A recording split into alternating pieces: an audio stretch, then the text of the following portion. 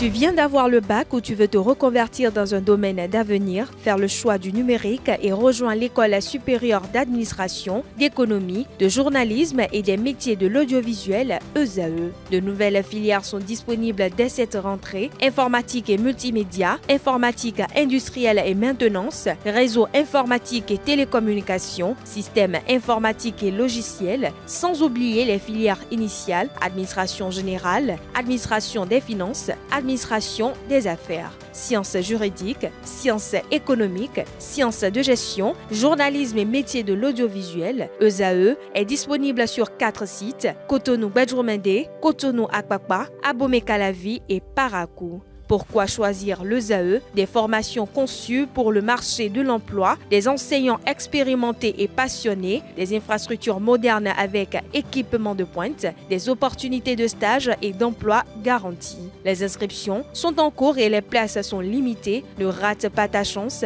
donne vie à tes ambitions avec l'ESAE. Contacte-nous vite par appel ou par WhatsApp au 01 98 98 14 00 ou via email scolarité@esae.bj et visite notre site web www.esae.bj. Ton futur commence maintenant avec l'ESAE. Tu investis dans un avenir professionnel, concret et sécurisé. ESAE, l'excellence à un nom.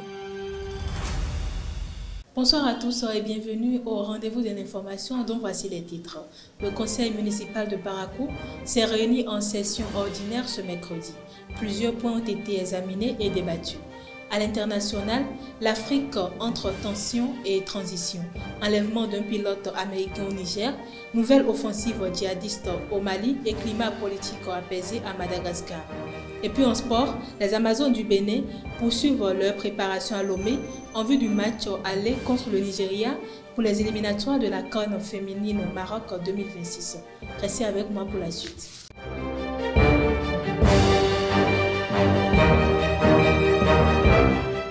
Rebonsoir chers internautes, comme je l'ai annoncé tout à l'heure dans le sommaire, la mairie de Parakou a abrité ce mercredi la 4e session ordinaire de l'année 2025. Plusieurs points inscrits à l'ordre du jour ont été examinés et débattus par les conseillers municipaux. À l'issue des travaux, le secrétaire exécutif de la mairie a présenté le compte rendu des décisions et recommandations issues de cette session. Suivez-le au micro de Elvi Kongbeto. Le conseil municipal de Parakou s'est réuni ce mercredi 22 octobre 2025 sous la présidence du premier adjoint au maire Mohamed Abdel Taya Yari dans le cadre de la 4e session ordinaire de l'année 2025. Au terme des travaux, les décisions ci-après ont été prises. Adoption du compte rendu des 3e sessions ordinaires et extraordinaires de l'année 2025. Adoption du rapport d'activité du maire pour la période du 1er juillet au 30 septembre 2025. En effet, ce point a permis de mettre en lumière les activités phares menées par le maire, celles des adjoints au maire et des chefs d'arrondissement. Validation du rapport d'activité du conseil de supervision au titre du 3e trimestre de l'année 2025. Adoption du rapport du point d'exécution du budget au 3e trimestre de l'année 2025. À la fin du 3e trimestre 2025, le budget de la commune a été exécuté à 29,01% en termes de recettes et à 31,05% en termes de dépenses. Le point marquant donc de cette session, c'est la validation du budget primitif gestion 2026 de la commune de Parakou.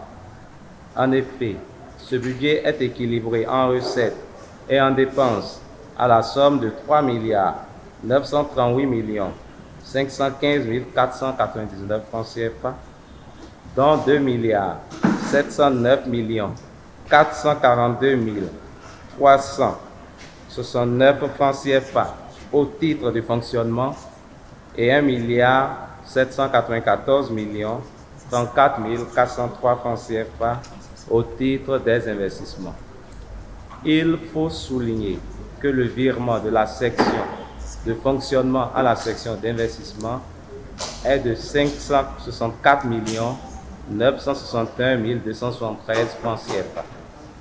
Comparé au primitif 2015, il en ressort une diminution de 156 763 886 francs CFA, soit un taux de régression de 3,83%. Ce budget permettra, entre autres, de financer les activités ci-après. Construction d'une salle de tourisme au niveau de la direction du développement local et de la planification. Réalisation d'un forage et d'un château pour l'aménagement du bas-fond de Gounet. Acquisition et installation des panneaux solaires, motopompes et accessoires pour l'aménagement du bas-fond de Gounet. Acquisition et installation des tuyaux PVC 110 et d'aspersion pour l'aménagement du bas-fond de Gounet. Acquisition d'autoclaves électriques au profit des centres de santé de Madina, de Kwebié, de Banekani et de Zongo. Acquisition de fauteuils roulants et de béquilles au profit de personnes handicapées. Confection de mobilier scolaire pour les écoles primaires publiques et collèges d'enseignement général de la ville. Construction de modules de salles de classe plus bureaux et magasins dans diverses écoles. Réhabilitation des ouvrages hydrauliques. Acquisition et installation de lampadaires solaires dans la commune de Parakou en vue de renforcer l'éclairage public. Construction d'une maison de jeunes et de loisirs à Parakou. Élaboration du plan triennal d'entretien et de maintenance des infrastructures communales.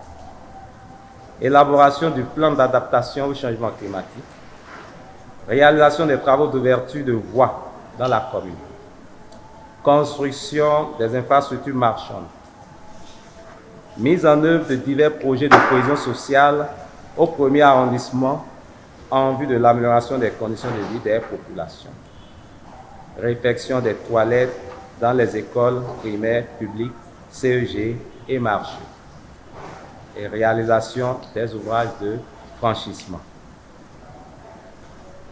Un autre point de cette session, c'est l'autorisation de prise d'une décision modificative du budget en vue du paiement des relais communautaires de la commune de Parakou.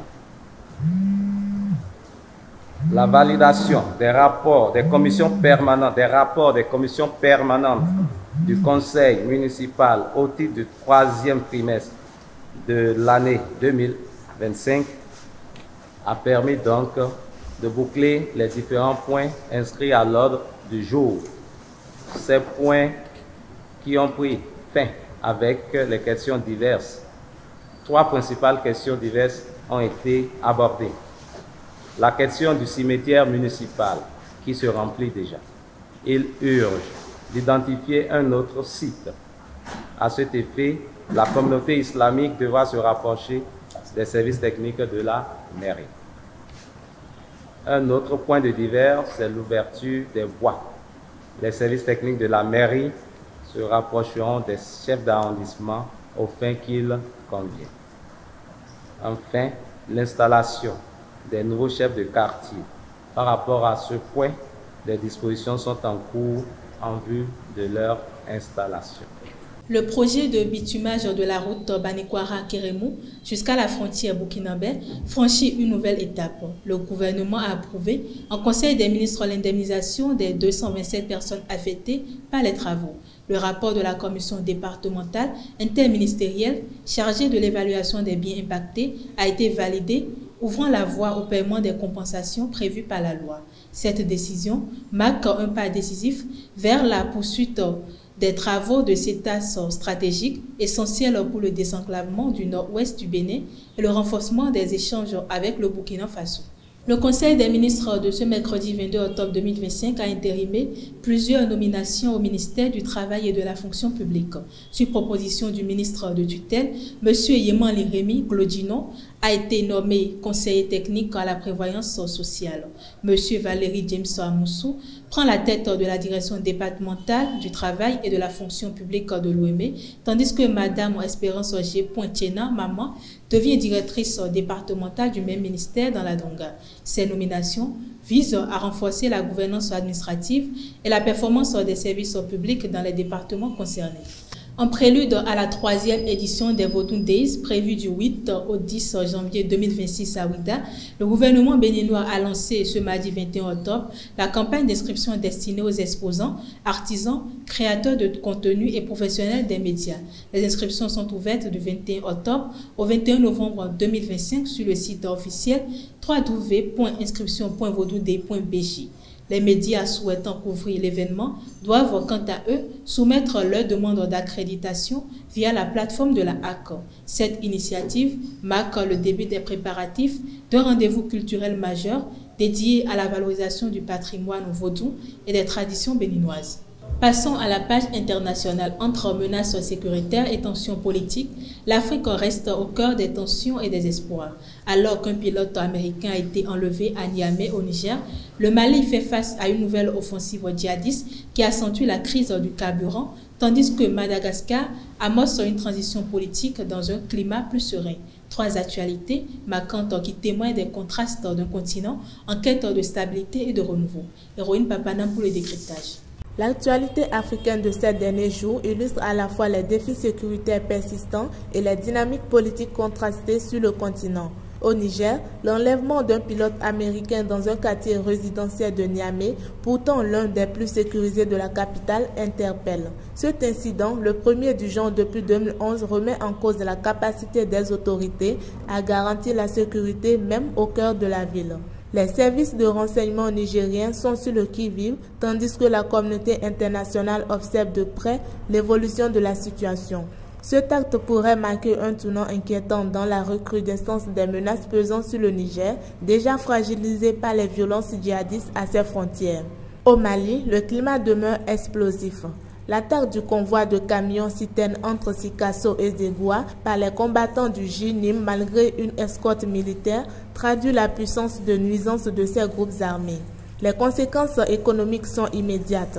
La pénurie de carburant paralyse Bamako et plusieurs autres régions.